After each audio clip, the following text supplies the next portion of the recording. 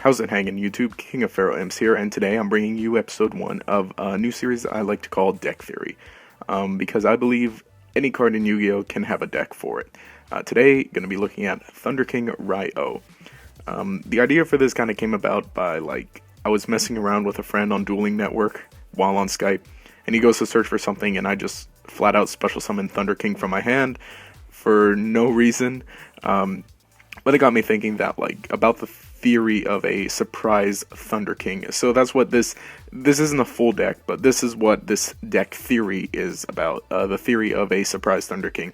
Being able to bring it out during your opponent's turn, when they want to search for something, or when you feel that they might special summon something, or being able to recycle it as well. So this is what I have so far. First of all, of course, we have the main guy, your main Thunder Boy YuGiOh. He's a basic monster. Sadly, he is limited at 1. The deck would just be, it would actually be a decent deck.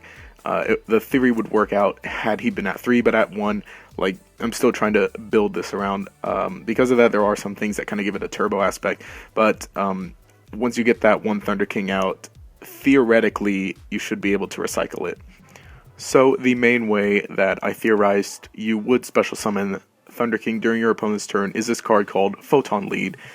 It's a quick play spell, and what it does is it allows you to special summon a level 4 or lower light monster from your hand in face-up attack position. So that's your Thunder King right there. He's got 19, so in attack mode he's not too bad. You can go ahead and set that, and then activate it or chain it to some search that your opponent wants to do, or just an easy way to kind of spit out Thunder King a bit easier, I guess.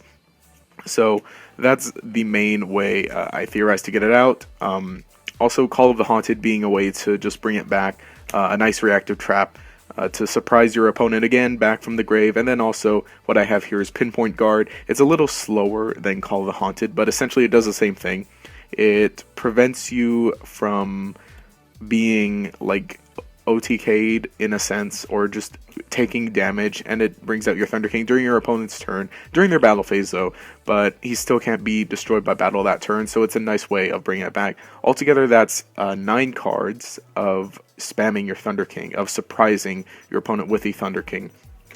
As far as support, I thought maybe having some turbo aspect to it, so in that I have the card D to just normal summon it, draw 2 cards, Also a Pot of Duality going Duality card, of course, is very good.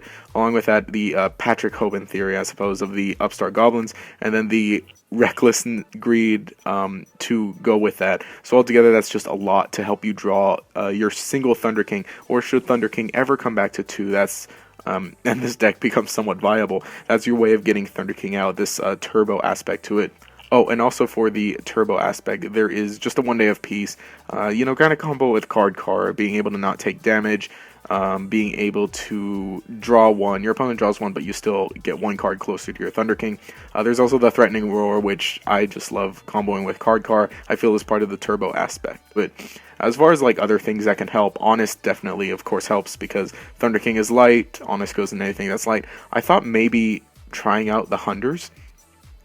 Here I have Paw Hunter and Maw Hunter, just an extra way to summon things out. You can maybe throw out a Thunder King, plus some other rank 4 Xyz that can help protect it. Maybe a Constellar Omega to protect, it protects itself, but just maybe something else big. Maybe a 101 on the defensive side, or a Castel to bounce something back, and then still have your Thunder King there, preventing searches and being able to negate 1 summon.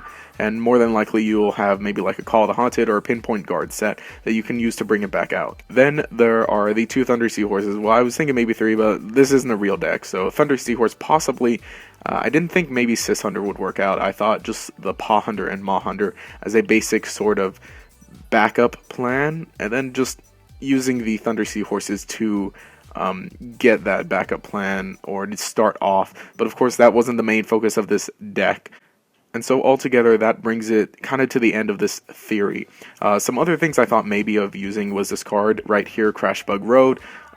It allows you to special summon a level 4 monster if you control a level 4 monster. Essentially that you have, say, like a Paw Hunter on the field, and then you have that set. Then during your opponent's turn, you can go ahead and use the Thunder King, although the only problem with Crash Bug Road is that it also allows your opponent to special summon something. So this deck works best against, theoretically, would work best against the Tellarknights, and sadly they would love to be able to special summon another level 4 monster. So that's why I'm not having the Crash Bug Row there. It's a backup plan, maybe a theory.